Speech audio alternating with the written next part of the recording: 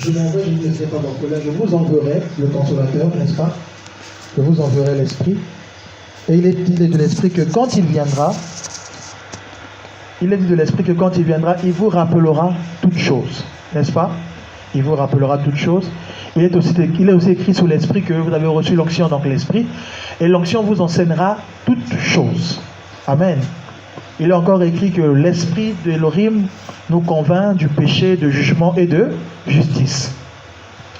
Tous ces points que je viens de parler sur le Saint-Esprit nous montrent la portée apostolique de l'Esprit. Ça nous montre combien le Saint-Esprit est apostolique. Comme le Saint-Esprit instruit, l'instruction c'est apostolique. Comme le Saint-Esprit bâtit, n'est-ce pas, et nous rappelle l'enseignement du Mashiach, c'est apostolique. Il pose les fondements en nous. Amen. En même temps, il est aussi écrit de l'Esprit que l'Esprit vous révélera les profondeurs cachées de l'Elohim. Amen. Que l'Esprit d'Elohim dira à votre esprit les profondeurs d'Elohim. Et que l'Esprit d'Elohim dira à votre esprit que vous êtes fils d'Elohim. Ça, c'est la portée prophétique de l'Esprit. C'est-à-dire que le Saint-Esprit même est apostolique et prophétique. Amen. Et pendant bien d'années, grâce soit rendue au Seigneur, avec tout ce que l'Église a subi, depuis la mort des derniers apôtres et l'apparition de ceux que l'histoire a appelés les pères des Églises, l'Église a subi tellement de choses. Amen. L'Église a subi tellement je dirais, d'ajouts de la part d'hommes. L'homme a mis sa part dans la chose de Dieu. L'homme a mis sa sagesse, son intelligence dans la chose de Dieu. Et tout ce que l'homme a mis comme sagesse, comme intelligence dans la chose de Dieu, est venu atténuer l'œuvre de l'Esprit. Amen. Jusqu'à ce que, comme je disais dimanche dernier, qu'on était arrivé à une époque où, quand on parlait de l'Église, les gens faisaient directement référence au catholicisme romain. Parce qu'aux yeux des hommes, l'Église véritable de Yehoshua n'était plus visible.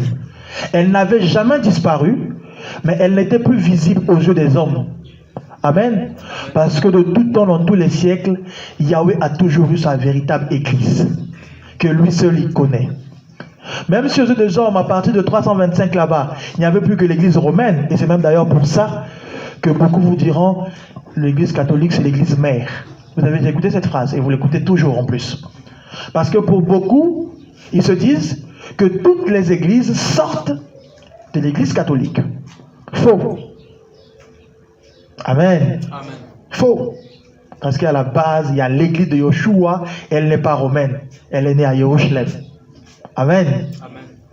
Et donc, avec l'histoire, nous voyons qu'il y a eu, Yahweh a engagé un processus de réforme. Amen. Il y a eu, ça a commencé par Luther, qui a ramené le protestantisme avec ses 91 thèses. Et dans ces thèses, il y a un point qui va dire, c'était justement le point 5, je crois, ou 4 de sa thèse qui disait Ecclesia reformata seper reformata. Je vais traduire, ne vous inquiétez pas. C'est du latin, ça veut simplement dire que l'Église réformée sera encore réformée. Amen. En fait, Luther était en train de dire quoi? Que avec ce qu'il a fait, commençait un processus de réforme qui atteindra son apogée que quand Yeshua reviendra. Amen. Malheureusement, ceux qui ont été avec lui n'ont pas compris que c'était un processus. Ils ont fait du protestantisme un mouvement religieux, un vase, qui est devenu ce qu'on connaît aujourd'hui, EEC et tout ça. Et après Luther, il y a eu Calvin, il y a eu beaucoup d'autres personnes, mais qui tous n'ont pas embrassé l'idée que la réforme est un processus. Amen. Amen. La réforme n'est pas un aboutissement, c'est un processus. On est dans un processus de réforme.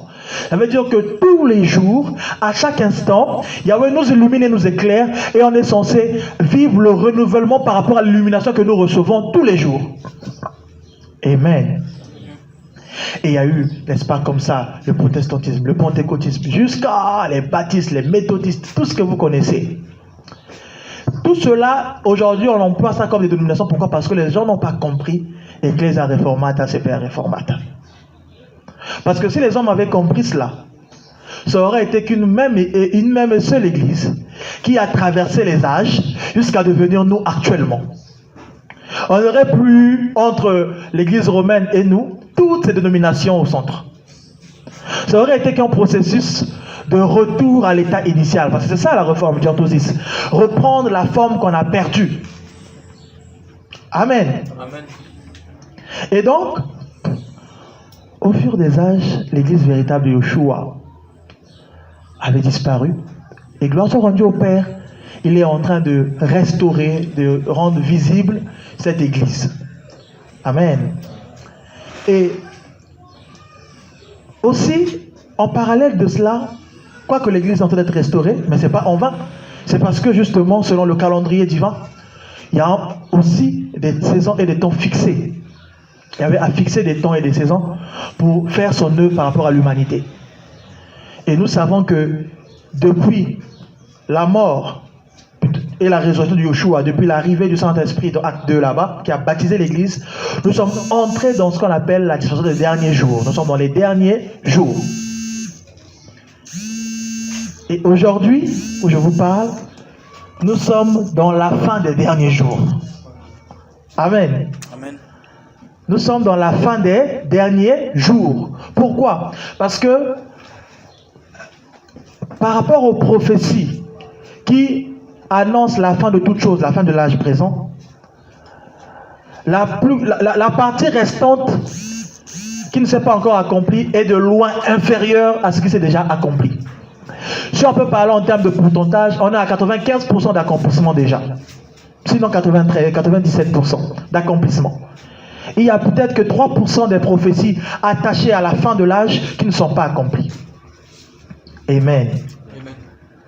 Et parmi ces prophéties, il y en a une qui nous réunit ce soir, aujourd'hui. Amen. Amen. Parce que vous avez lu qu'on a mis une jeunesse choisie. Amen. Une jeunesse choisie. Il y a une de ces prophéties justement qui parle de cette jeunesse choisie, qui nous unit en ce lieu. Amen. Aujourd'hui, on va certainement juste introduire et puis poser certaines bases. Et demain, Amen, on va voir un peu ce que c'est que cette jeunesse, qu'est-ce qui implique d'être cette jeunesse. Amen. Alors, je veux nous inviter à ouvrir nos Bibles.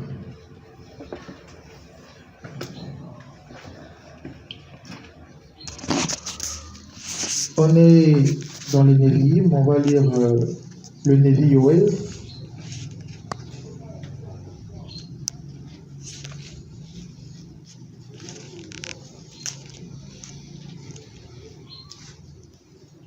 Amen. Quelqu'un vient peut faire la lecture. 2, à partir du verset 28.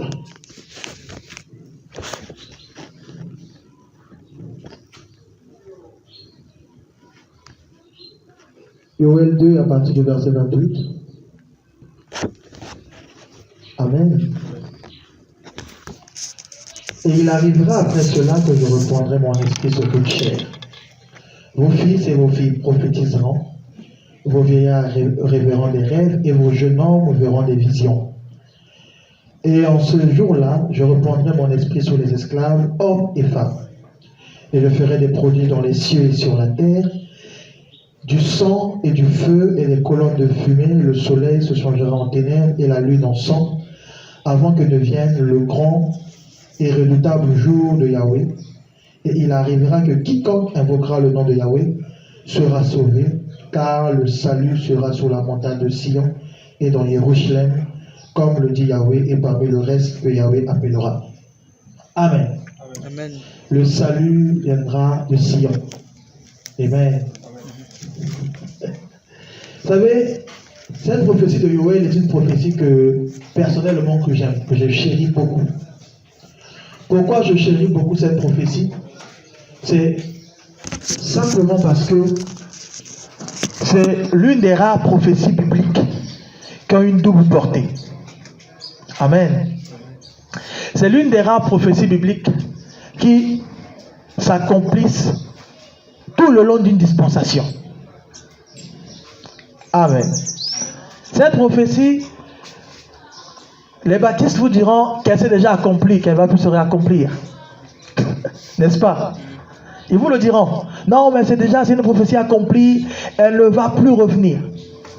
Mais l'analyse de la Bible, l'exégèse simple de la pensée divine, nous amènera à comprendre que c'est une prophétie dispensationnaire. Elle s'accomplit dans toute une dispensation. Et cette prophétie a deux volets d'accomplissement dans la dispensation. La première accomplissement, nous l'avons dans Acte 2. Que notre frère Yohanan nous a cité pendant qu'il nous conduisait le moment de prière.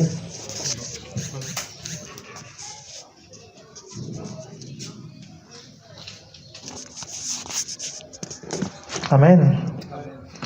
Alors je lis à partir du verset 7 du chapitre 2 de Actes des Apôtres, il est écrit: mais ce qui a été dit par le moyen du prophète Joël, et il arrivera dans les derniers jours, dit Elohim, que je répandrai de mon esprit sur toute chair, et vos fils et vos filles prophétiseront, et vos jeunes gens auront des visions, et vos vieillards auront des rêves. Et de même, en ce jour-là, je répandrai de mon esprit sur mes esclaves, hommes et femmes, ils prophétiseront. Amen. Amen. Alors, quand on parle de la prophétie, très souvent, les gens pensent au talent de prophétie, n'est-ce pas? Les gens pensent à l'art de l'esprit, qui est de parler de la part de Yahweh, n'est-ce pas? Mais le don de prophétie est différent de la prophétie. Amen. Oui. Le don de prophétie est différent de la prophétie. Comme je disais tout à l'heure que l'église est prophétique, est-ce que ça veut dire que tous les membres de l'église ont le don de la prophétie? Non. N'est-ce pas? Mais qu'est-ce que ça veut dire quand on dit l'église est prophétique? C'est parce que l'église a la prophétie. Or, c'est quoi la prophétie? Il est écrit que le témoignage du Mashiach est l'esprit de la prophétie. Donc, tous ceux qui rendent témoignage de Yoshua ont la prophétie. Et c'est quoi cette prophétie? C'est que quiconque invoquera le nom du Mashiach sera sauvé. C'est la prophétie ultime qui dit quoi? Que Mashiach a prévu la fin de l'âge et quiconque sera en lui sera sauvé. Il n'y a qu'une seule prophétie qui s'accomplit devant nous. Le retour du Mashiach pour venir prendre son église. Amen. Alors quand on dit vos fils et vos filles prophétiseront, c'est pas seulement qu'ils diront oh ainsi parle l'Éternel. Non. C'est aussi simplement dire que vos fils et vos filles annonceront les vertus du Mashiach, qui seront des témoins pour le Mashiach. Donc la Bible est en train de nous dire que dans les derniers jours, les jeunes seront les témoins du Mashiach. Amen. Durant les dispensations, Yahweh a toujours eu des témoins. Amen. Dieu fait l'homme, Adam et Ève, son épouse.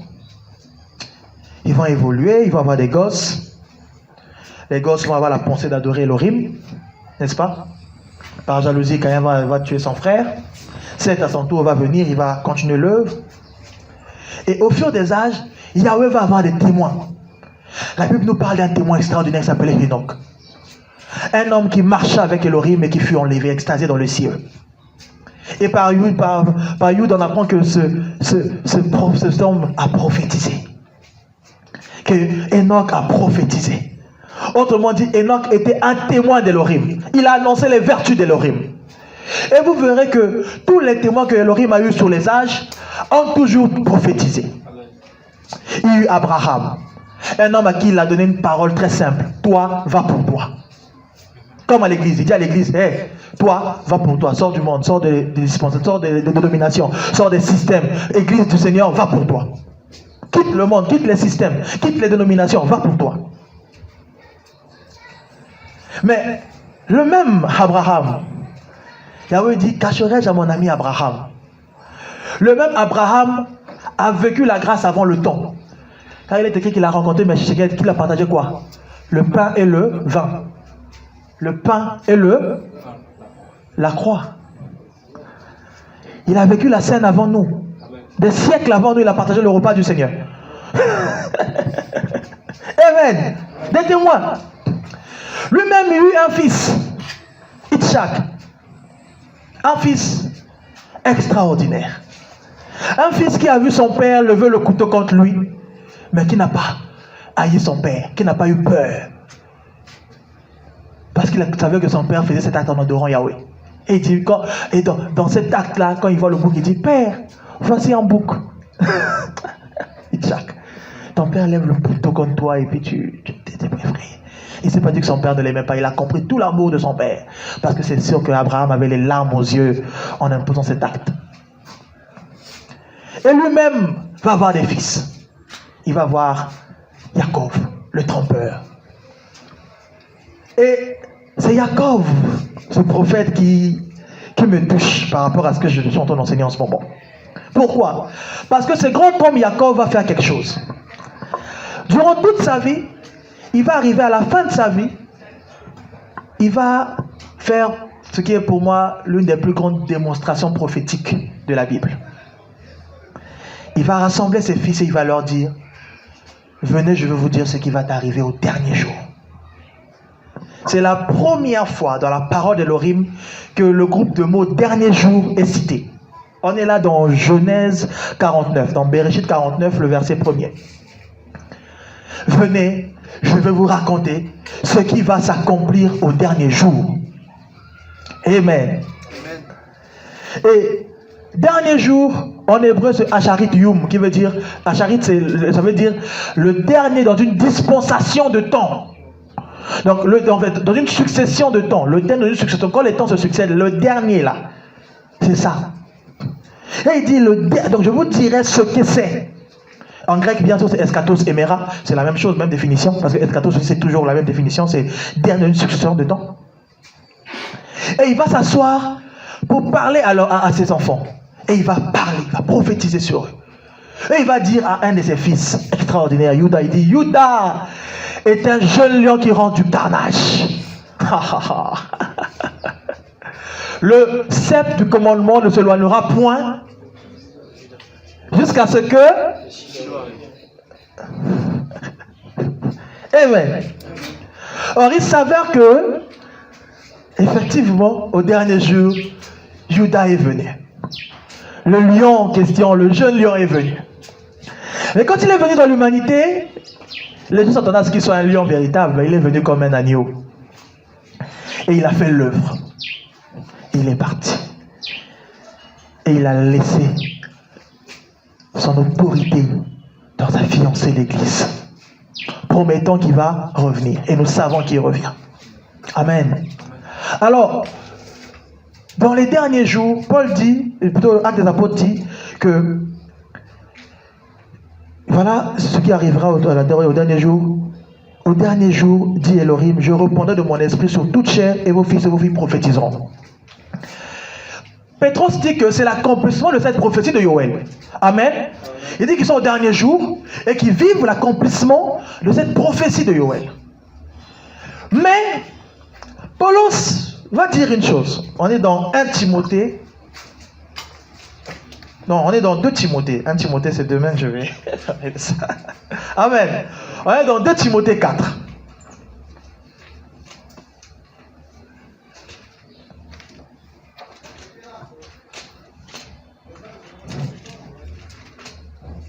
« 2 Timothée 4. Quelqu'un peut nous lire dès le premier verset. Je témoigne donc devant l'Élohim et le Seigneur Yeshua Mashiach, qui doit jouer les vents et les morts lors de son apparition et de son règne. Prêche la parole, sois présent quand l'occasion se présente ou hors saison. Reprimande d'une manière tranchante, censure, exhorte avec une entière patience et doctrine. Car il y aura un temps où ils ne supporteront pas la sainte doctrine, mais aimant par leur chatouille les oreilles, ils accumuleront en pile des docteurs selon leur propre désir.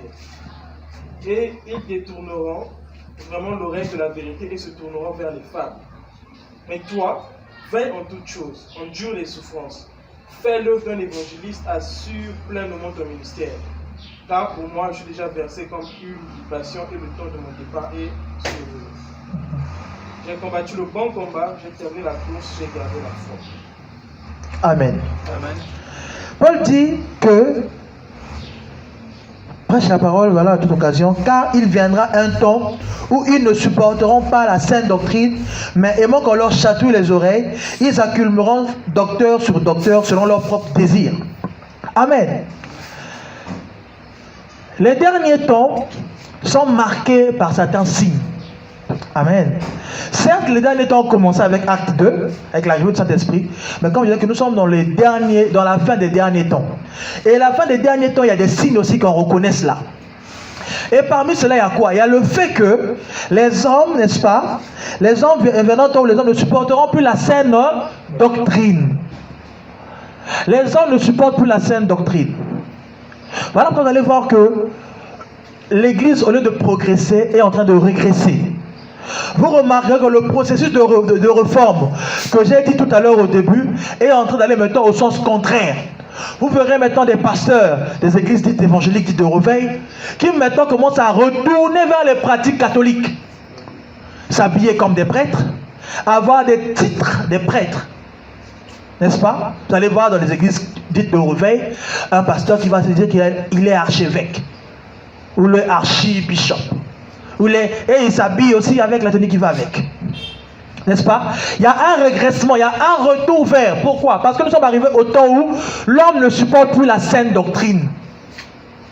Amen. L'homme ne supporte plus qu'on lui dise les vérités. Il préfère se fabriquer docteur sur docteur. Voilà comment les motivateurs en développement personnel sont devenus des pasteurs. Voilà comment l'homme de Dieu, au lieu de dire à un saint, vide-toi de toi-même, dépouille-toi, tu dois mourir pour que Christ vive en toi, on dit non, tu es capable de faire les choses, tu as en toi les capacités de les faire, et vice-versa. Voilà comment l'homme préfère maintenant écouter des fables, écouter des histoires. Mais tout ça sont des signes marquants de la fin des derniers jours. Pourquoi? Parce que plus haut, chapitre 13, au chapitre 3, Paul va dire, mais chaque aussi c'est que dans les derniers jours, Paul qui vit les derniers jours, dit encore à Timothée, son fils, que dans les derniers jours, il souviendra des temps difficiles. Amen. Car les gens seront amoureux d'eux-mêmes. Oh my God. Les gens seront amoureux d'eux-mêmes. Voilà un temps où cette parole est vraie. Qui reconnaît que l'homme s'aime aujourd'hui? L'homme s'aime. Est-ce que vous le savez? L'homme s'aime tellement qu'aujourd'hui, quelqu'un, il est devant la glace, il dit, tiens, mon nez n'est pas beau. Il va le changer. Vous vous rendez compte? L'homme peut le faire maintenant. Il va le changer. L'homme aujourd'hui, il est né, voilà, couleur noire et ben, Moïse Dongolo, comme moi, là, tout ça, là. Il dit, non, moi, vrai, je suis clair. En vrai, je suis clair. Ah, mais tu es né noir. Il dit, mais en vrai, je suis clair. Amen. Dépigmentation à fond. Le comme c'est qu'aujourd'hui, là, l'inverse aussi est possible. Il y a une jeune fille allemande, là, qui est devenue noire. Après des années de dépenses, de chirurgie, d'injections, de tout ça, elle est devenue noire. C'est possible maintenant. L'homme s'aime tellement que l'homme se permet toute forme d'abus sur son corps. Or, on oublie que ce corps est le temple du Saint-Esprit. Mais l'homme, tellement l'homme s'aime, l'homme est libre d'user de son corps comme il veut. Et même les lois que les hommes votent, c'est parce qu'ils s'aiment. N'est-ce pas? Aujourd'hui, il y a des pays où tu dénonces l'homosexualité, on va dire, non, toi tu es contre l'amour. Tu n'es pas pour le progrès. Tu es. L'homme, il s'aime. Il veut être avec un homme. Laisse-le être avec un homme. Abomination. C'est le temps auquel nous vivons. L'homme s'aime. Mais Paul qui le dit, il est dans les derniers jours, n'est-ce pas? Mais il dit encore que dans les derniers jours. Est-ce que vous comprenez ce que je suis en train de vouloir dire? Paul qui vit les derniers jours, il dit encore que dans les derniers... Donc les derniers jours des derniers jours. Et c'est le temps que nous vivons maintenant. Nous le voyons. Voilà pourquoi il dit que cette prophétie a une double portée d'accomplissement. Avant que je ne reparte sur la prophétie. Au temps des apôtres, l'Esprit est tombé sur eux. N'est-ce pas, sous toute chair? Gloire au Seigneur. Ceux qui étaient là, ils ont vécu l'Esprit. Ils ont vu les signes de l'Esprit. Mais il s'avère que cette prophétie n'est pas finie. Car il y a les derniers jours des derniers jours que nous vivons nous, actuellement. Nous verrons l'apostasie à tout bout de chemin. Aujourd'hui, c'est fou. Quand je grandissais et que je voyais quelqu'un avec des vêtements déchirés, automatiquement je dis c'est un fou. Ouais ou faux? Ah tiens, c'est un fou. Ah dommage. Ah il est si jeune. Ah il est fou. Enfin on est triste. Aujourd'hui non. Non, c'est la mode. Et il va te dire destroy mon gars, destroy, style destroy. T'es pas à la page, mets-toi à la page. C'est terrible hein. L'inverse a changé tellement que l'homme s'aime. Vrai ou faux? Ah oui, c'est terrible. Et Paul va continuer, dit, aimons l'argent. Aimons l'argent. L'homme. Vous savez comment l'homme du 21e siècle est cupide? On est prêt à tout pour l'argent. L'homme aujourd'hui est prêt à tout pour l'argent. Tout. Quitte à vendre son âme au malin. Regardez sur les réseaux sociaux là, tous les noms des marabouts qui vous font des coms, un portefeuille magique, patati patata. Et il y a des gens qui sont à fond dedans. Encore, je bénis Yahweh de ce que en Afrique centrale, un peu, on est quand même lent un peu sur ça. Mais en Afrique de l'Ouest, je vous dis, c'est terrible. En Afrique de l'Ouest, des jeunes de nos âges, mais ils préfèrent mourir à 36 ans, mais vivre une vie. Voilà. Et c'est les temps que nous vivons. Les derniers des derniers. N'est-ce pas? Fanfaron, frères et sœurs. Fanfaron. L'homme est devenu tellement fanfaron, orgueilleux, blasphémateur. L'homme est devenu tellement orgueilleux, imbu de lui-même, fanfaron. L'homme croit avoir conquis l'univers. L'être humain marche sur cette terre comme si ça lui appartenait. Comme si c'est lui qui a façonné les cieux et la terre. L'être humain, l'orgueil humain est tel qu'aujourd'hui, l'homme crée la vie.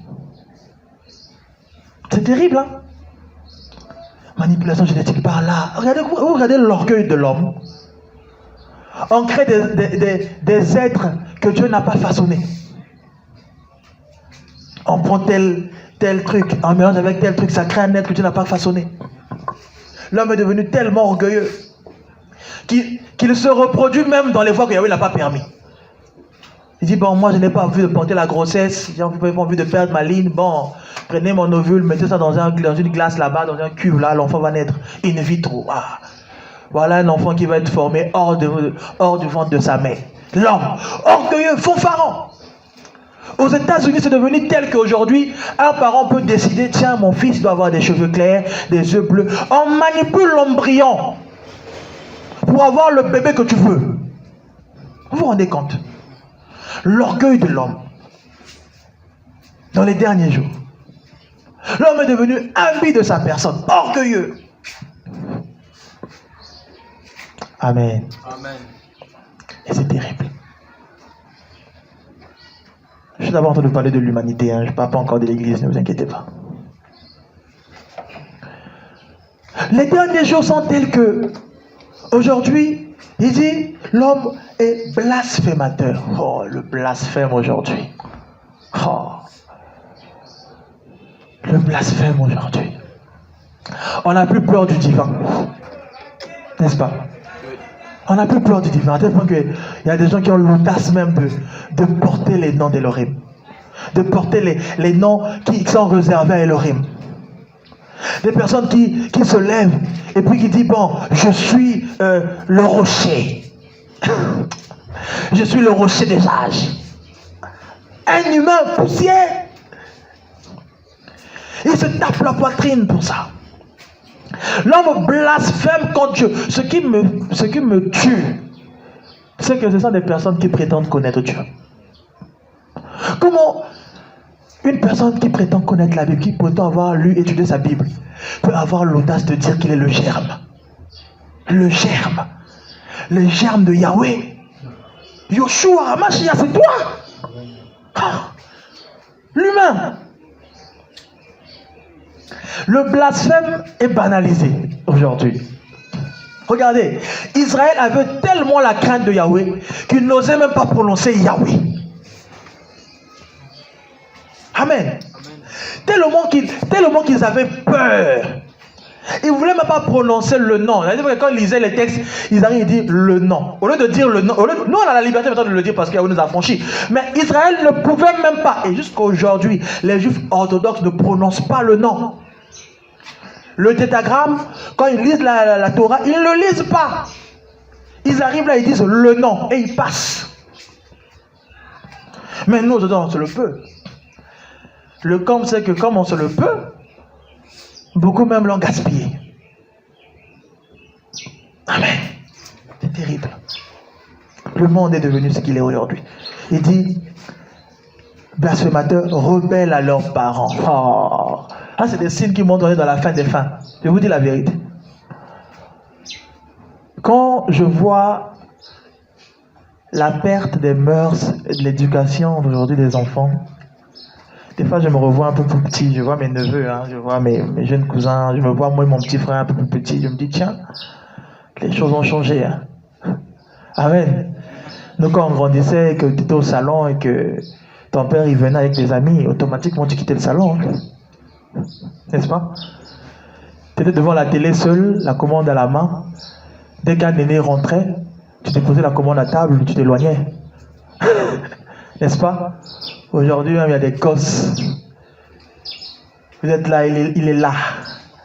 C'est lui le général de la commande. Il met ce qu'il veut. Après, tu mets une chaîne d'infos là. Ça te balance des cris bizarres. Les petites choses, hein. Et la rébellion aujourd'hui des enfants face aux parents, c'est quelque chose, hein. Les enfants n'écoutent plus. Les enfants n'écoutent plus. Désobéissants, rebelles. Des enfants qui n'ont même pas 20 ans, qui se droguent, adonnés à l'alcool. Dans toute forme de dépravation, dans toute forme de... C'est terrible, hein. C'est terrible. Voilà ce dans quoi on se trouve. Et il continue, il dit, ingrat, sans religion. Sans religion. Alors la religion ici, ce n'est pas bien sûr comme on pense, être religieux, aller dans les églises, tout ça, non.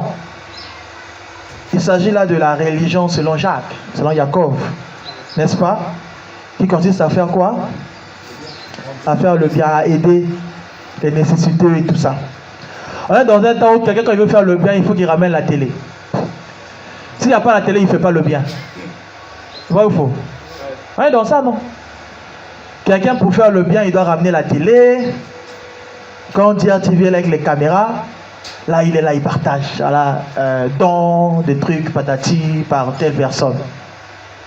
Je me pose une seule question.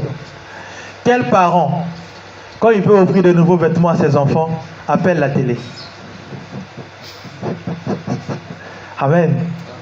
Si réellement tu es allé vers les orphelins, vers les démunis, dans le but d'aider les personnes que tu considères de ta famille, est-ce que quand tu vas rendre visite à ton frère, je parle là de ton frère au niveau de ta famille, qui a des difficultés auxquelles tu veux apporter des présents à ton aide, est-ce que tu ramènes la télé pour voir, voilà, Kofi a amené des présents à précieux, il faut filmer, voilà, précieux dit un mot. On ne fait pas ça. Amen. C'est la preuve que l'homme a perdu la religion. Voilà. On ne fait pas le bien parce qu'on veut le faire, parce qu'on le trouve juste. Non. On fait le bien parce qu'on est orgueilleux. Parce qu'on est fanfaron. On veut montrer qu'on a la fin des fins. Et Paul, à Timothée, dit qu'au dernier jour, il y aura ça. Il dit, les hommes sont sans religion, sans affection naturelle. Voilà encore un autre signe qui est palpable à nos yeux. C'est vrai que l'amour agapao, c'est vrai qu'il le met en nous. Mais l'être même de lui-même, il a un peu d'amour. Amen. Et c'est cette affection naturelle que l'on parle ici. Mais aujourd'hui, l'humain est capable de prendre son arme et tuer une personne. Pourquoi?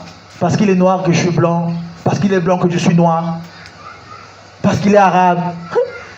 Il n'y a plus l'affection naturelle. Le respect même de l'humain n'est plus. Aujourd'hui, l'humain a nourri des choses qui, elles, sont des signes que nous sommes à la fin des derniers temps. Sans affection naturelle. Il dit, sans fidélité, calomniateur, sans autocontrôle, cruel, opposé et téméraire, enflé d'orgueil, ami de voluptueux, plutôt que ami d'Elohim. Jamais la pensée de l'Elohim n'a été aussi loin de l'homme que maintenant. Vous remarquerez une chose, que dans les siècles passés, quoique tous ne servaient pas Dieu, mais tous les peuples avaient la notion du divin. Amen. Même s'ils n'avaient pas le Dieu véritable, mais ils avaient la notion du sacré. Vous comprenez ce que je veux dire? C'est-à-dire que il n'y avait pas... L'humain n'était pas aussi libre que maintenant, où on est dans l'athéisme le plus délirant, on est sans limite, on est... C'est-à-dire que même si la personne ne priait pas à Elohim Yoshua, mais il avait ses ancêtres, par exemple, qui le mettaient une certaine moralité, une certaine discipline. Il avait, par exemple, pour d'autres, peut-être le soleil, il y avait le sacré, qui faisait que, à cause du sacré là, il ne se permettait pas certains dérèglements.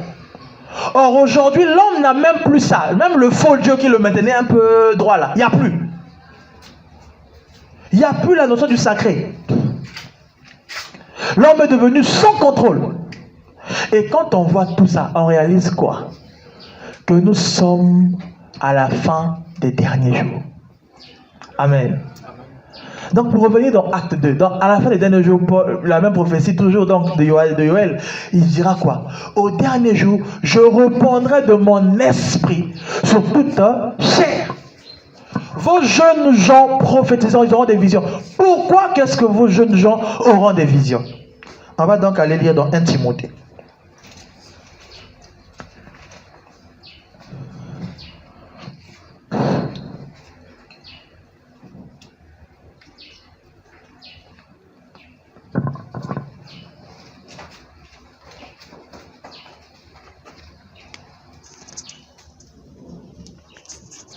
Amen.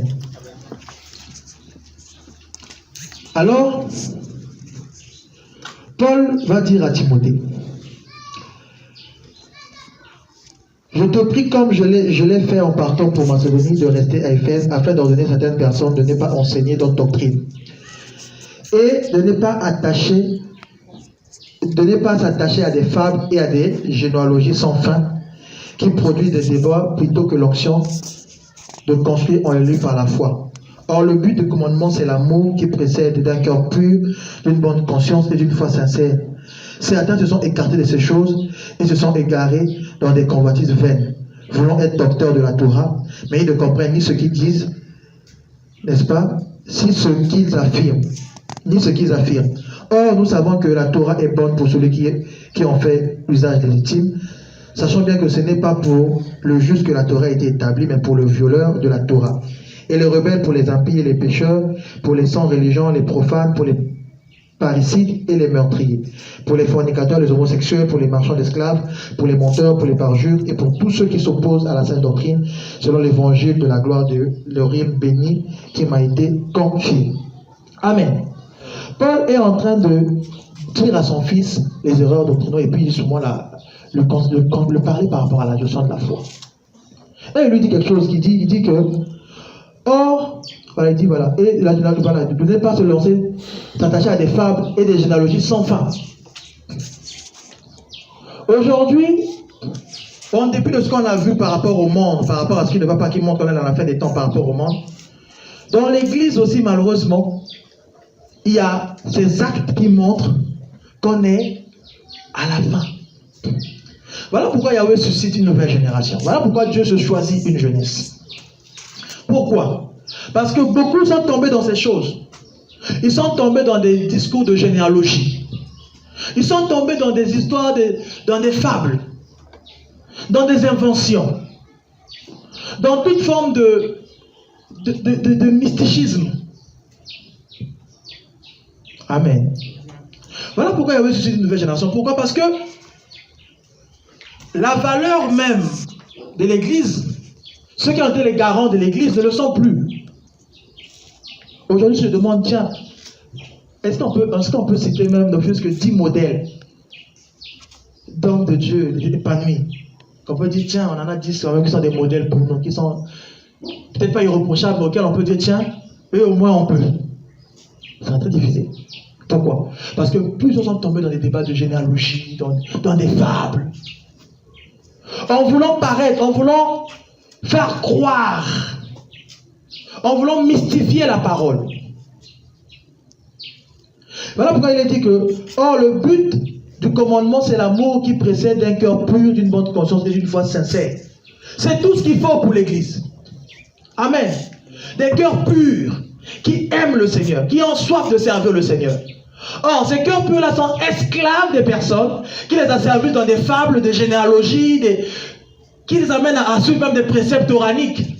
Où on leur demande d'observer les lunes, d'observer les dates, les cultes des anges, toutes ces histoires. C'est aberrant. Comme on dit dans Timothée 2,4 là-bas, que dans 2 Timothée 4, on disait quoi? Que les gens devenaient orgueilleux. Justement, c'est l'orgueil qui fait ça. Que les gens aujourd'hui mystifient les Écritures. Paul dit qu'on doit garder l'évangile dans les termes qui nous a été annoncés. Il dit que l'évangile a été annoncé dans les termes très simples. Alors aujourd'hui, malheureusement, on est de plus en plus... L'évangile est devenu de plus en plus compliqué. Hein? Vous êtes d'accord avec moi? C'est compliqué des fois. Des fois, tu écoutes, il y a certains d'entre eux, quand tu les écoutes, tu vas avoir un dictionnaire à côté. Tu es obligé de te dire, ah mais tel mot, ça veut dire quoi? Amen. Tel mot, qu'est-ce que ça implique? Hein? On est là. C'est terrible. Et tout ça a mystifié les Écritures. Ça a attristé le cœur du Père. Voilà pourquoi Yahweh dit qu'au dernier jour, je répandrai mon esprit sur qui? Les jeunes gens. Pourquoi? Parce que justement, on ne met pas de vin nouveau dans les vieilles outres. Les vieilles outres là sont tellement remplies de théologie. Est-ce que vous savez qu'il y a quasiment une génération d'hommes de Dieu, surtout la génération, je dirais 92 à 2009 par là. S'ils sont 100, il y a peut-être qu'un seul qui n'a pas fait théologie. Le reste ont fait la théologie. Amen. Or, la théologie, c'est les vieilles outres. On ne met pas du vin nouveau dans des vieilles outres. Vous savez pourquoi Yoshua, quand il est venu, il n'a pas pris des gens instruits? Vous savez pourquoi il a pris les non-instruits, les républicains? C'est parce qu'ils n'avaient pas honné le pharisianisme. Ils n'étaient pas des vieux outres. Ils n'avaient pas honné le défaut de la religion qui régnait. Donc il n'y avait pas moyen pour eux de mal interpréter sa pensée. D'où une jeunesse choisie, une jeunesse qui est vide, qui est pure, qui ne va pas mal interpréter ce que Yahweh lui donne. Parce que quand on est une vieille outre, quand on nous met quelque chose de nouveau, la vieillesse que nous avons là va toujours interférer dans la nouveauté. Ça va interférer. Voilà quand je parlais de l'héritage. De mon émission, je parlais de l'héritage des catéchismes romains, tout ça là. Si on ne se vide pas de ça, ça va toujours interférer dans notre compréhension de la parole. Comme le Fondot ne dit pas que voilà, on est libre, voilà, on est libre en esprit, il n'y a pas des jours, tout ça là. Mais pourtant dans notre tête encore plusieurs, quoi que sachant ça, ils sacralisent le dimanche. Vrai ou faux? Amen. Pourquoi? Parce qu'il y a la notion de la vieillesse, les vieilles outres là. Il faut devenir des nouvelles outres. Voilà pourquoi il dit, je me choisis une jeunesse. Une jeunesse qui n'a pas goûté à la théologie. Une jeunesse qui n'a pas subi, les trucs de généalogie, les fables, qui ne va pas dire voilà, il est le fils dans la foi de l'évêque, je sais pas quoi, qui a été. Mais les généalogies bizarres là. Alors moi-même, mon ancien dans la foi, tout mon grand-père dans la foi. C'était, par exemple, dans la vision du prophète Intel. Le prophète Intel avant l'époque, il y a une généalogie bizarre. Il dit, mais cette généalogie-là, dans cette tâche de l'affaire, apporte une vieillesse. Je vous dis une vérité. Ça apporte une vieillesse. Pourquoi? Certes, la vision se transmet. Mais quand la vision se transmet, l'héritier de la vision a lui-même aussi une vision. N'est-ce pas? Mais quelle est cette vision qui se transmet? C'est le salut des âmes simplement, pas la vision dans le fonctionnement. Paul a transmis sa vision à Timothée qui le croit. Moi, j'y crois. Mais est-ce que Timothée a fonctionné comme Paul? Non. Parce que quoi qu'il y ait la même vision, qui est le salut des âmes, qui est n'est-ce pas, le fait de reprendre l'évangile, mais Timothée, c'est Timothée. Il y a une manière où Dieu le conduit, travaille avec lui. C'est pas de la même manière que Paul travaille avec le Seigneur. Amen. Voilà pourquoi Paul va dire à Timothée, attache-toi à ces choses afin de te sauver toi-même. Ce que tu as reçu de moi, donne-le à des personnes dignes. Et toi-même, travaille dessus afin de te sauver toi-même.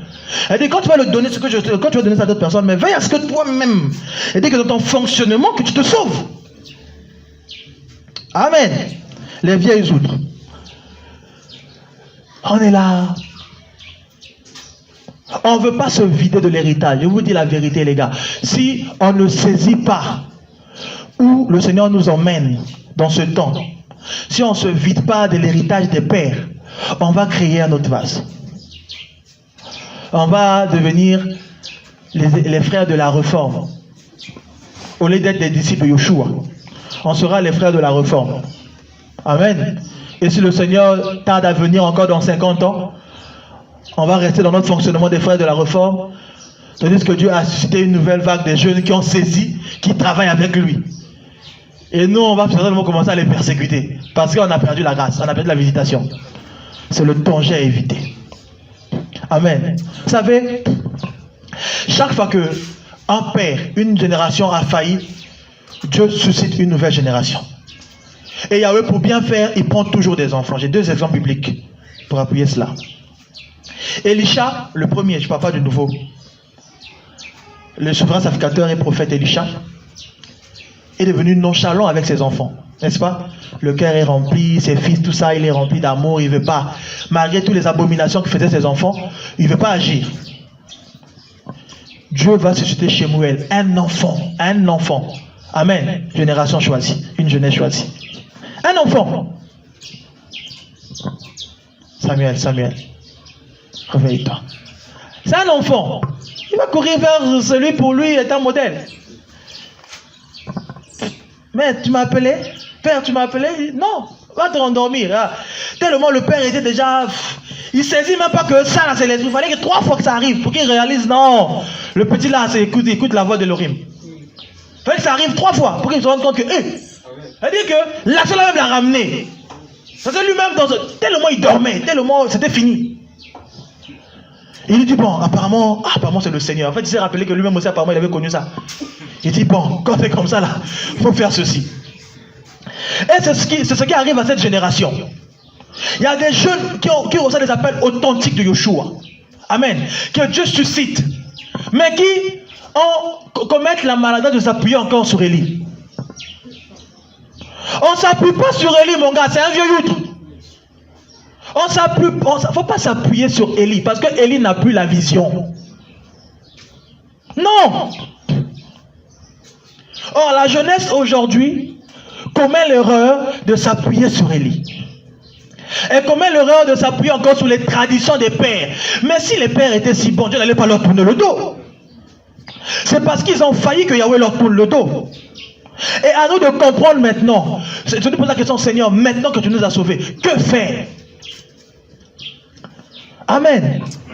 Maintenant, la chose c'est de savoir, Seigneur, maintenant, que faire? Amen.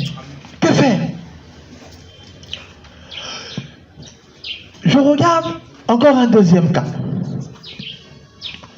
Les hommes votent un roi selon les critères humains. On dit de lui justement parce qu'il avait une tête de plus. Donc il était plus grand que tous les autres. Bon, comme il est plus grand que tous les autres, il sera notre roi. Déjà que ce n'était pas la volonté du Seigneur pour eux qu'ils aient un roi. Ils mettent Saül. Saül devient leur roi. Très vite, il va goûter aux honneurs du roi. Mais n'étant pas l'œuvre, l'appel, le vœu du Seigneur, son cœur n'est pas travaillé. Il n'a pas subi le brisement. Il n'a pas subi la formation qu'il faut. Il commence à marcher sur le peuple. Et surtout, il tombe dans la désobéissance. Mais quand le roi a failli, Saül ne savait même pas que ce jeune homme à qui il remettait son armure pour combattre Goliath avait déjà été un roi. David était devant lui. Mais lui ne savait pas que David qui était devant lui là, avait déjà reçu l'onction du roi sur lui. Amen. Ça veut dire quoi? La même manière qu'aujourd'hui, il y a une vague d'aînés qui ont failli, de fois qui te voient dans la rue, disent, mais tiens, ce jeune homme-là, ils ne savent pas qu'il y a la grâce là sur vous. Yahweh nous a choisi. Yahweh nous a choisi. Pourquoi Yahweh nous a choisi? Parce que simplement, la précédente a échoué. Les précédents dorment. Les précédents, ils dorment. Et c'est l'attitude de David qui moi, me touche. Pourquoi? Parce que non seulement il saisit, il sait qu'il est oint d'Elohim, mais en plus de cela, toute la vie durante de David, de toute façon, il a honoré et respecté Saül. Amen. Cette génération choisie va être différente parce qu'il aura la tendance de David. Ok, les pères ont failli, d'accord. Mais il est aussi écrit que vos vieillards auront des songes. Amen. Vos vieillards auront des songes. Ça veut dire quoi? Que dans cette vague de pères qui ont failli, il y a une vague de Yahweh que Yahweh va restaurer, qui va être pour nous des modèles, qui va être pour nous des voies de sagesse. Amen. Qui vont être pour nous des voies de sagesse. Et il faudrait que cette jeunesse choisie puisse avoir le sens d'oreille aiguisé, pour pouvoir comprendre qui est le sage qui doit écouter. Amen. Même si Élie s'est rendu compte en retard, mais il a quand même donné à Samuel la clé. Amen. Je suis en train de poser les fondements de ce qu'on va rentrer demain pour dire quoi? Que cette jeunesse choisie va rater sa mission si elle se croit supérieure quoi que ce soit. Amen. Cette jeunesse que nous sommes, même si on a la promesse de vivre le réveil, même si on a la promesse qui est écrite, que nous aurons les visions, que nous prophétiserons, on pourra facilement passer à côté si nous n'avons pas en nous les bases qu'il faut. Parmi ces bases, il y a justement la notion du respect des aînés, quoi qu'ils aient failli. David, quoique sachant que Saül a été répudié, vous savez qu'il a tué la Molécite qui a mis fin, qui a donné la mort au roi Saül. Et pourtant, Saül s'était jeté sur sa lance déjà. Mais le fait que... Et pourtant, c'est même Saül qui a supplié la Molécite là de le finir. Il dit, écoute mon gars, là où je ne peux plus survivre, aide-moi, après je me souffrance. Il a cru bien faire. Il raconte à David, il se dit, bon, il pense avoir bien agi. Mais David appelle quelqu'un pour le tuer. Pourquoi? Parce David dit, parce que tu as osé ôter la vie du Mashiach de Yahweh, donc de loin de Yahweh. C'est-à-dire que même s'il savait qu'il avait, il dit, mais c'est quand même loin de Yahweh. Amen. Regardez, dans cette génération, je vois des pères aujourd'hui qui sont des sujets de tristesse pour nous, mais qui pour la plupart, quand ils ont commencé, c'est des véritables fils du Seigneur, hein, des véritables serviteurs de Dieu avec des appels authentiques. Ils ont vécu des choses peut-être que nous, toute notre vie durant le nom de Dieu, serviteurs du Seigneur, on ne vivra pas. Je vous dis la vérité.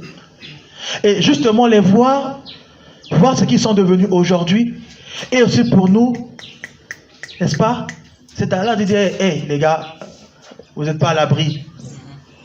On n'est pas à l'abri d'une chute. Et ça doit être pour nous des garde-fous. Amen. Ça doit être pour nous des garde-fous. Face à ce qu'on voit, on dit, ah tiens, même lui qui avait bien commencé comme ça. Vous savez, il y a eu un moment où je lisais beaucoup l'histoire des réveils et tout. Je lisais l'histoire de Midaoussa, un prophète qui m'a beaucoup marqué. Mais quand j'ai vu ces dernières vidéos avec un kippa juif sous la tête, tout ça, j'ai dit, ah, même lui. Amen. On n'est pas épargné. Si on ne veille pas, même nous, on va se dire, bah, tiens, il fut un temps, on a été choisi de Yahweh pour faire une œuvre. Il nous a parlé par les sons de vision, tout ça. Et après? Amen. Et après? Parce que Yahweh va dire quoi? Mauvais la fin d'une chose que son commencement. Ce qui compte avec Elohim, ce n'est pas le début. Hein. Il est facile de commencer. C'est très facile. Le problème, c'est de finir la course. D'achever la course. Alors, quand Paul va dire, quand Paul va finir à parler à son fils Timothée, il va lui dire, quant à moi, j'ai achevé. Après lui avoir donné les clés, il dit, voilà, tu feras ceci, tu tiendras fort, tu vas faire ça, tu vas faire ceci. Après, il lui dit, quant à moi, j'ai achevé ma course. Amen. J'ai achevé ma course. Alors, toujours à Timothée, le chapitre 4.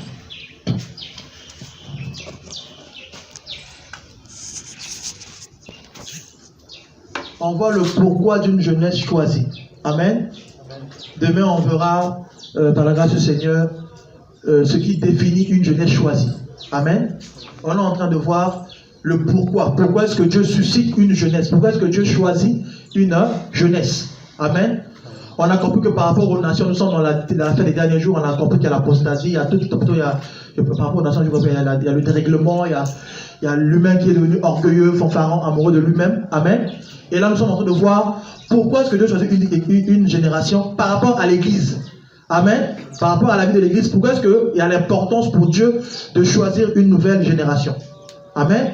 Donc, toujours un Timothée, parce que le livre de Timothée, c'est un livre qu'en lisant, que j'ai vu beaucoup d'éclaircissements par rapport à ça.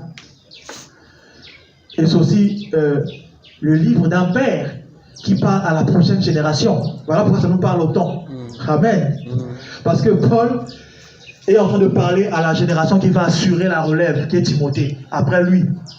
Amen. Vous allez même voir que à la fin de Timothée, quand il va finir de lui dire, il va dire à Timothée, après il dit, quand tu finiras, viens vite vers moi parce que Démas m'a abandonné et tout et tout. Et il était carrément au fin de sa vie. Et Timothée était avec Paul jusqu'au dernier souffle, quand il était en captivité à Rome. Timothée était là quand il est mort. Le dernier, c'était quand Timothée a fait ce voyage-là pour aller vers lui avec les rouleaux et tout ça, et son manteau, il est resté avec Paul jusqu'à la fin, jusqu'à ce que Paul meure. Amen. Alors, Paul va dire à Timothée, mais l'Esprit dit expressément, mais l'Esprit dit expressément que dans les derniers temps, Amen. Amen. Dans les derniers temps, certains s'éloigneront de la foi, s'attachant à des esprits trompeurs et à des doctrines de démons. Amen. Amen. Pourquoi une jeunesse choisie? Parce que dans les derniers temps, certains, n'est-ce pas, certains abandonneront la foi. Nous sommes au temps où beaucoup abandonnent la foi. La foi ici, c'est la sainte doctrine. Amen. Nous sommes au temps où beaucoup abandonnent la sainte doctrine. Pourquoi? Pour s'engager dans des doctrines de démons. Aujourd'hui, il y a des églises où on enseigne aux gens qui peuvent sortir de leur corps. On leur enseigne le voyage astral, des doctrines de démons. Aujourd'hui, on enseigne aux gens que, voilà, le ministère des anges, qui d'ailleurs est un enseignement biblique, mais qu'ils ont déformé, faisant des anges des pantins. Frère, la Bible dit ceci: les anges sont des serviteurs d'Élohim en faveur des saints. Amen. Les anges ne sont pas des serviteurs des saints. Donc toi, tu n'as même pas l'autorité ni le pouvoir de commander un ange. Amen. C'est Yahweh qui commande les anges à travailler en notre faveur, pas le contraire. Et on enseigne aux enfants de Dieu, non, qui peuvent invoquer un ange, qui peuvent dire à un ange, d'accord, viens faire le ménage chez moi. Quelle abomination. Donc, il n'y a pas assez de gens qui souffrent dans ce monde, qui crient à Yahweh pour qu'un ange vienne faire ton ménage. Les doctrines de démons. On fait croire aux gens que Yahweh opère un miracle qui est miracle money. Donc Dieu va créditer ton compte en banque. L'argent là, ça n'appartient pas à Dieu. Quand il fallait payer l'impôt, Yahweh dit à qui est l'effigie sur cette pièce. Et on dit quoi? Il a dit quoi après? À César ce qui est à... Les billets de banque là, ça appartient à Dieu. Quand Pressé me racontait un apostat, il a vu Dieu, des coffres remplis de billets de banque, de héros, de dollars, de francs CFA au ciel. Regardez comment l'homme est devenu apparent. Regardez l'abomination. Il n'y a pas de presse bancaire aux banques, au ciel. Faux. Quand la Bible dit que or et argent appartiennent à Elohim, il est question de la matière, pas des billets de banque, pas de vos pièces, de vos sens. Amen. Les doctrines de démons. On fait de Dieu un voleur qui va plomber les économies des nations. Parce que l'argent qui quitte nulle part, là, qui sort de chez toi, là, l'argent vient d'où? Ça, c'est exactement un tour de magie. Parce qu'il y a des magies où les gens vont voler de l'argent dans des caisses des gens et puis ça sort chez eux. Il y a des démons voleurs qui font ça. Ce sont les mêmes qui travaillent avec eux et ils vous masquent, ils déguisent ça en homme de Dieu, en œuvre de Dieu. Abomination dans l'église. Voilà pourquoi Yahweh suscite une nouvelle génération. Voilà pourquoi Yahweh suscite une nouvelle génération. Parce que c'est ce qui se passe. Beaucoup ont abandonné la foi pour s'attacher à des doctrines de démons. Amen. Des doctrines de démons. L'homme est devenu, le serviteur de Dieu aujourd'hui est devenu dans la démonstration. Et même pas la pure qui vient de Yeshua, mais la terrestre qui vise à se faire voir. Automatiquement on abandonne la foi et on tombe dans des doctrines bizarres.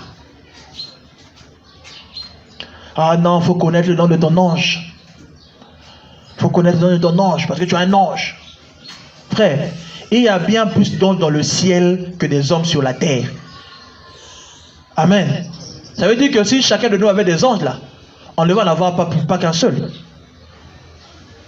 Amen. Mais on nous fatigue ça, il faut connaître le nom des anges. La Bible même, dans toute sa grandeur, ne nous a révélé que 2 noms. La Bible nous parle de Gabriel et de Michael. Elle ne parle pas des autres. Certes, il n'y a pas que les 2 là au ciel. Mais contentons-nous de la limite de la révélation que nous avons reçue. Ne cherchons pas à aller dans les profondeurs où Dieu ne nous attend pas, de peur de tomber. Et c'est ce qui se passe malheureusement. L'homme s'est attaché à des doctrines de démons. Là, je parle pas des nations, je parle de ceux qui font profession de servir le Seigneur. Parce que là, Paul part d'eux. Amen. Et il dit, s'attachera à des esprits trompeurs. Des esprits trompeurs. Aujourd'hui, le malin, qu'est-ce qu'il fait? Il prend de court les véritables enfants du Seigneur. Yahweh promet le réveil aux nations. Il dit, par plusieurs véritables serviteurs de Dieu que je crois en leur ministère, et donc on voit des fruits aussi, et même au milieu de nous. Il dit, voilà, il va y avoir un réveil de la jeunesse, voilà, il y aura un réveil dans les nations, il y aura. Il y a oui ça dans le ciel. Qu'est-ce qu'on constate automatiquement? Une vague des jeunes serviteurs de Dieu qui sortent. Comme pour casser la jeunesse choisie du Seigneur. Le malin aussi envoie sa jeunesse. Le malin envoie sa jeunesse. Vous voyez des jeunes là, des jeunes pasteurs, des jeunes, hein, des très très jeunes, qui commencent l'œuvre là, la jeunesse encourage des jeunes à travailler. Tu les vois sur Facebook là, c'est les lives, c'est les pasteurs 2.0, c'est entre eux maintenant là, c'est eux qui gèrent la toile, ils gèrent, chaîne YouTube, Facebook, tout ça. Séminaire sur séminaire, programme sur programme, ils sont là. Le malin les suscite pourquoi? C'est la tromperie. C'est pour freiner la véritable génération choisie de parler, de sortir de cachette. Pourquoi il se dit, ah, on va nous confondre? Non, frère, il faut que la vraie jeunesse sorte. Amen.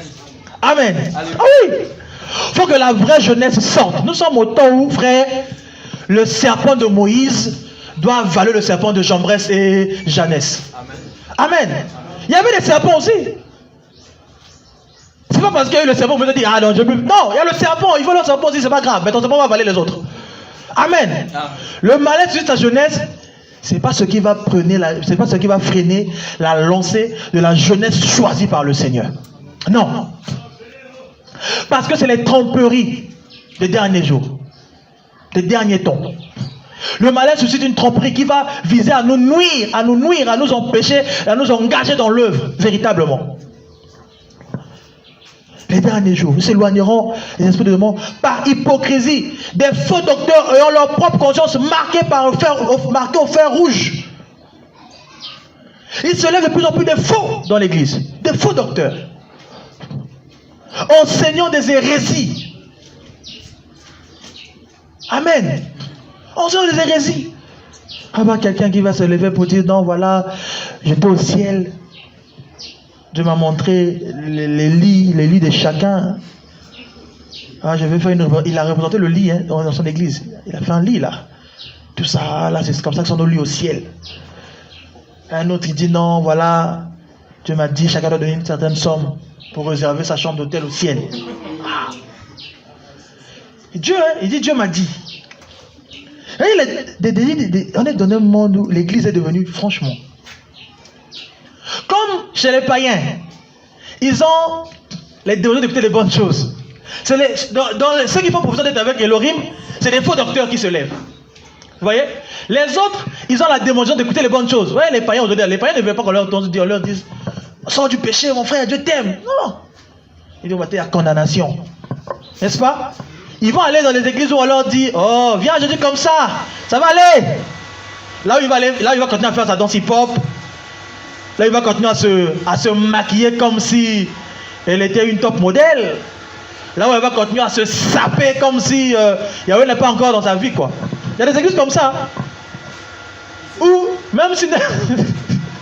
même de nouveau, la personne ne revoit même pas sa garde-robe. Rien, parce qu'on ne lui dit pas ça. Même de nouveau, hein, toujours destroy. Bon, parce qu'il a mis un petit collant en bas pour ne pas confuser sa cuisse, mais c'est toujours destroy. Né de nouveau. Même de nouveau, toujours 2 heures du temps pour se faire belle.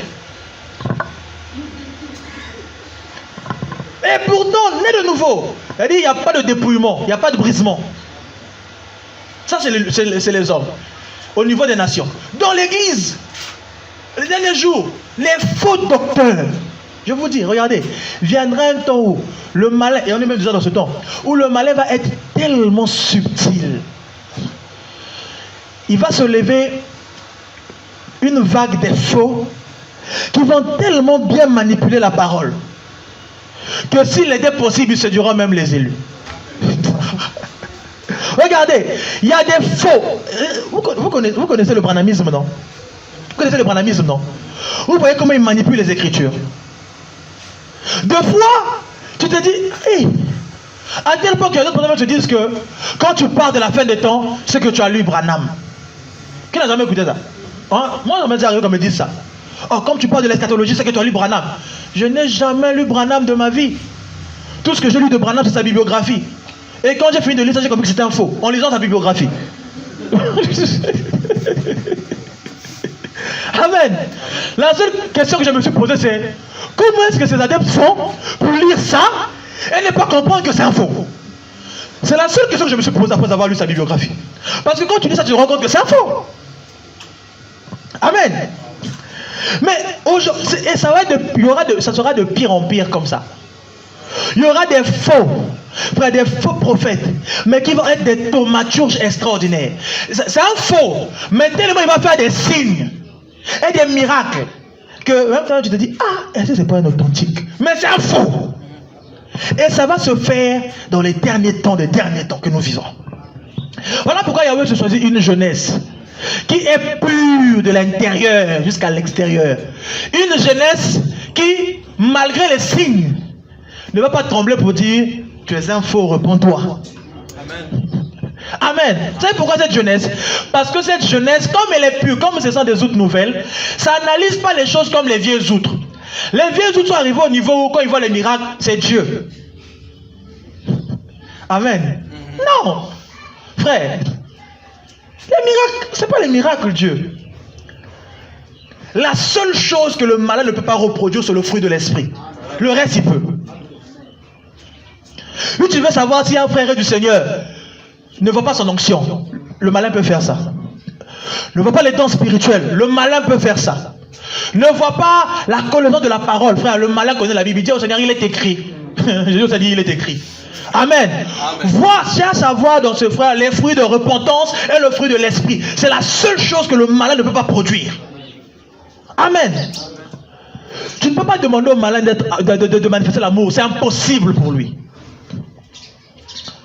Oh, les vieilles outres jugent les gens par rapport à ça. Par rapport au pariot que le malin donne. Oh, les hommes de Dieu des derniers jours. Il dit par hypocrisie des faux docteurs ayant leur propre conscience marquée au fer rouge. Et dire qu'ils ont déjà vendu leur conscience aux malins. Ils ont vendu leur conscience aux œuvres mortes. Et ça fait profession de servir Dieu. Voilà quand vous allez voir que quelqu'un qui n'a pas honte du fait qu'il est divorcé. Il a battu sa femme. Mais il prêche quand même. Il est quand même enseignant de la parole. Il gère quand même une œuvre. Va ou faux? La conscience ne le condamne plus tellement sa conscience est marquée par le péché. Ça ne lui dit plus rien. Amen. Et des fois, si tu pêches, tu n'as même pas l'audace encore même de te lever devant les saints. Parce que ta conscience te parle encore. Amen. Mais le tellement le conscience est marqué au fer rouge. Le péché est en eux, mais ça ne leur dit rien. Absolument. Ça ne les amène même pas à la repentance. Ça ne les amène même pas à se poser des questions. Ils se marient, ils divorcent, ils se remarient. Ça ne leur dit rien. Il y a des scandales sur eux. Leurs nudités sont sur la toile. Ils ne prennent même pas la peine de s'asseoir. Le fils de demander pardon au peuple. Oh my God. Marqué au fer rouge. Et avec ça, vous voulez pas que Yahweh suscite une nouvelle génération? C'est impératif pour Yahweh de susciter une nouvelle génération. C'est une obligation pour le salut des âmes. C'est une obligation pour le salut des âmes. Pourquoi? Parce qu'aujourd'hui, la génération actuelle est corrompue. Frère, la génération actuelle, mon frère, s'ils sont 100, il n'y a que 2 qui sont restés fidèles à Yahweh. Le reste, là, c'est pourri. C'est pourri. Il n'y a plus la vie en eux. Leur conscience ne leur parle plus. Ce sont devenus des faux docteurs. Ils enseignent des choses qui ne vivent point. Et le camp, c'est qu'ils prescrivent même des choses que Yahweh n'a pas prescrites. Amen. Alors, empêchant de se marier, ordonnant de s'abstenir d'aliments que Yahweh a créés pour être pris avec action de grâce par les fidèles. Et pour ceux qui ont connu précisément la vérité. Voilà les enseignements des faux d'aujourd'hui. Voilà ça. Ça avait commencé avec leur père, les catholicistes romains là. Ils disent aux prêtres de ne pas se marier, mais les mêmes là ont des enfants secrets, sont dans une vie de débauche extraordinaire. J'étais à Madingu, j'ai eu à côtoyer un ami prêtre là-bas, qui est parti à Rome. Mais je dis, mais c'est un prêtre, une fois on échangeait un peu avec lui, il ne croit même pas à l'enfer. Mais il prêche, c'est un prêtre. Il dit, Kofi, toi l'enfer, ça n'existe pas et tout. C'est comme ça, j'écoute quand même d'abord, parce que l'ami qui me l'a présenté, il était séminariste, il était même l'assistant de l'archevêque de Brazzaville. Et lui, il savait que je suis un homme de Dieu, je connais les Écritures. Mais j'ai laissé continuer dans sa thèse un peu, là, je l'écoutais là, et puis mon ami, en fait, mon ami lui faisait genre, mais attends, il va... Et je l'écoutais, et je lui ai dit, attends, tu es sérieux, tu es prêtre, quoi. J'étais choqué. Ce monsieur, c'était à l'église. Bon, même si, quoi. Attends, même si tu es catholique, mais au moins, fût-ce que le minimum, crois au moins à l'enfer.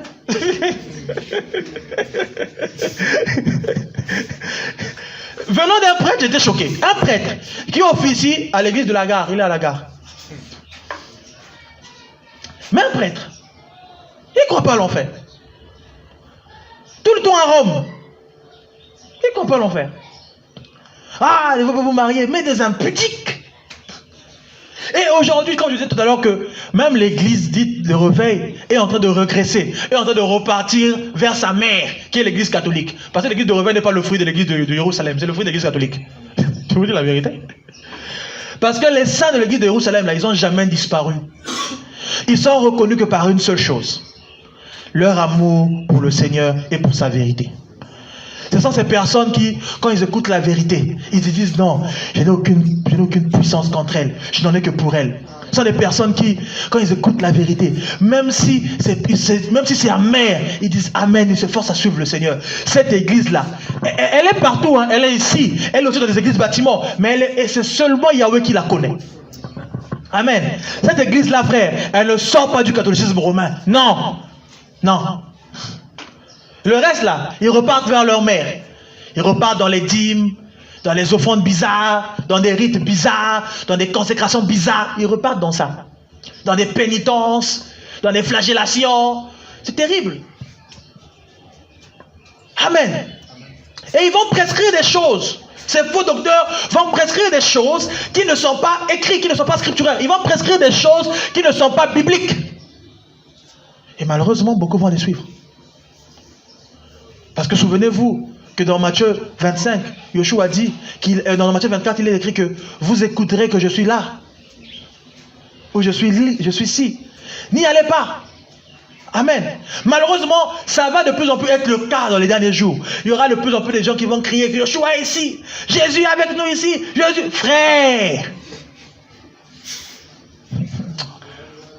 Jésus est ici. Oui, Jésus est ici. Quelqu'un va venir. J'étais au ciel, j'ai vu Dieu. Il m'a dit. Il t'a dit. Qu'est-ce qu'il va dire là? Complètement opposé à la parole. Bah, ça tombe sur vous. Donc, c'est ce que Dieu lui a dit. J'étais au ciel, là-bas. J'ai vu. Tu as vu quoi? Ah, j'ai vu des billets de banque. Des faux docteurs. C'est-à-dire, la cupidité de leur cœur sort en plein jour. Amen. Oh, c'est terrible. Ah, Yahweh, sauve-nous. Alors, ordonnant de s'abstenir d'aliments qu'Elohim a donnés. J'ai connu à la fac, je crois, j'étais en 2e année, un jeune homme, je ne sais pas qu'est-ce qu'il est devenu même. Il est dans une église où il ne mange pas la viande. Hein? C'est dit Loba? Il ne mange pas la viande. Ah!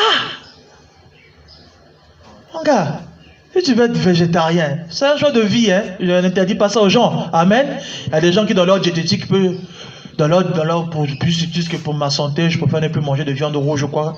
C'est un choix de vie. Amen. Mais on ne veut pas dire aux gens que la parole de Dieu vous interdit de manger la viande. Ah! Non!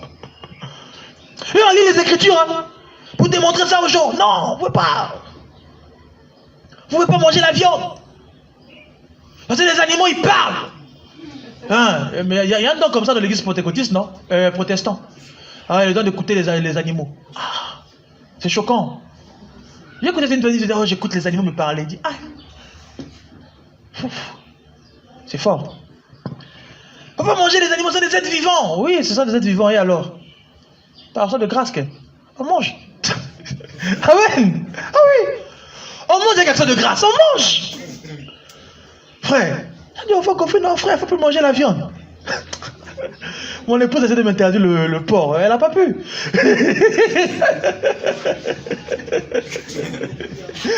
Ah! Non! Attendez, la viande! Les gars! Amen!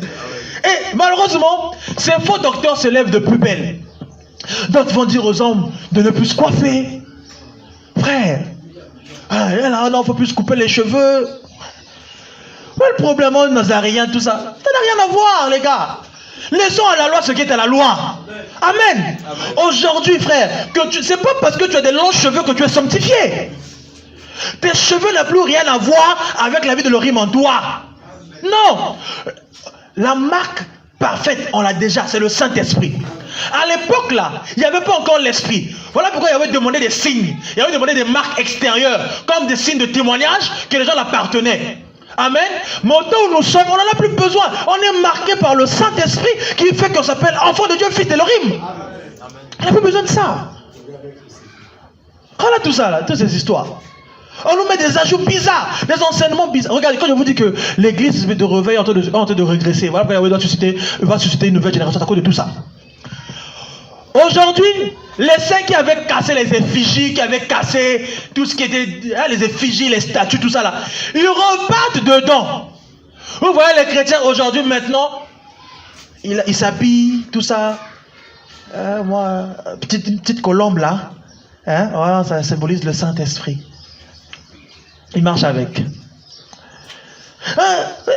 Non, frère. Non.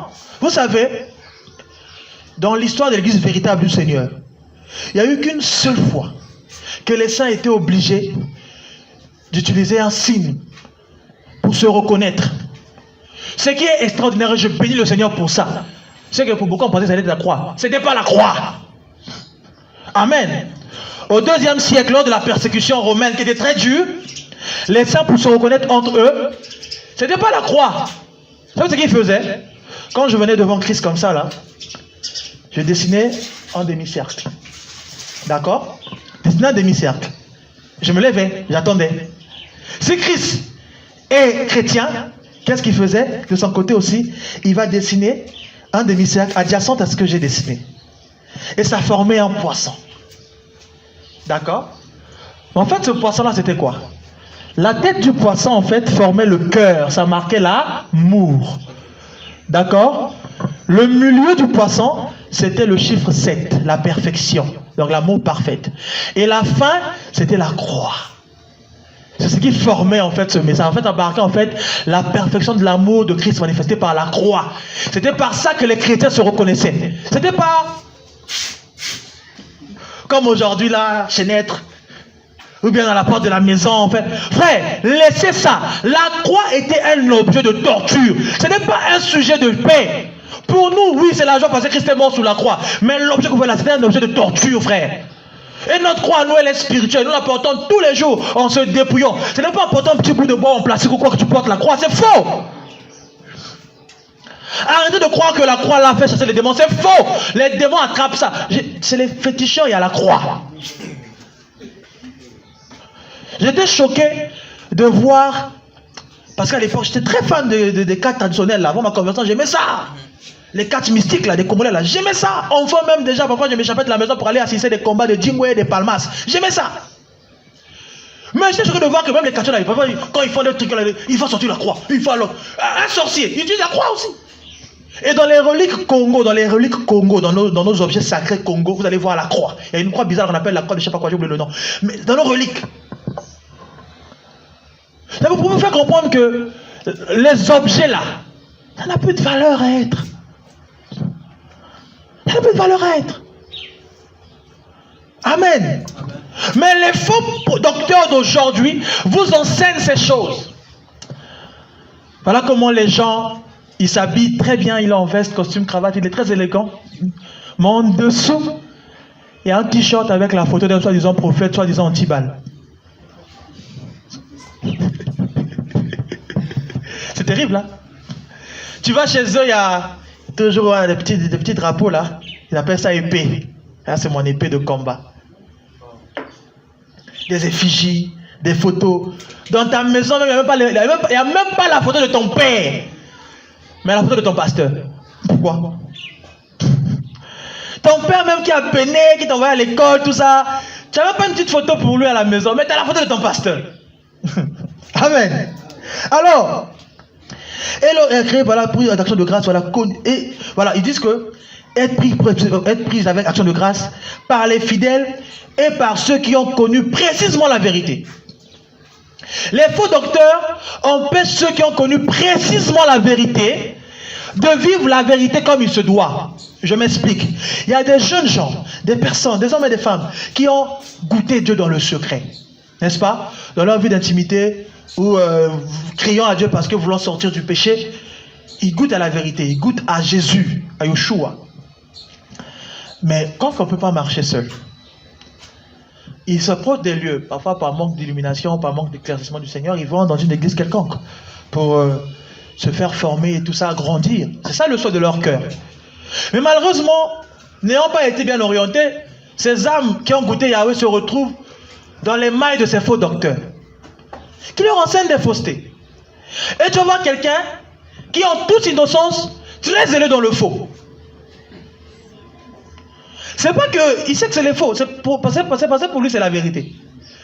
Mais il est à fond, engagé dedans. Pourquoi? Parce que quand il a goûté Dieu, c'est vers ça qu'il est parti. Et son premier amour s'engage pour ces choses. Victime des faux docteurs, et c'est malheureux. On a prié pour ces gens de... On a prié pour ces personnes. Qu'Yahweh leur fasse grâce de connaître, de revenir à lui le véritable, qui s'est révélé à eux. Amen. Paul continue, dit à Timothée, car tout ce que l'Orim a créé est bon. Et l'on ne doit rien rejeter. On ne doit rien rejeter, voilà, de ce qui se prend avec action de grâce. Car tout est sanctifié au moyen de la parole de l'Orim et de la prière. En exposant ces choses aux frères, voilà, tu seras un bon serviteur de Yahushua HaMashiach, nourri des paroles de la foi et de la bonne doctrine que tu as exactement suivi.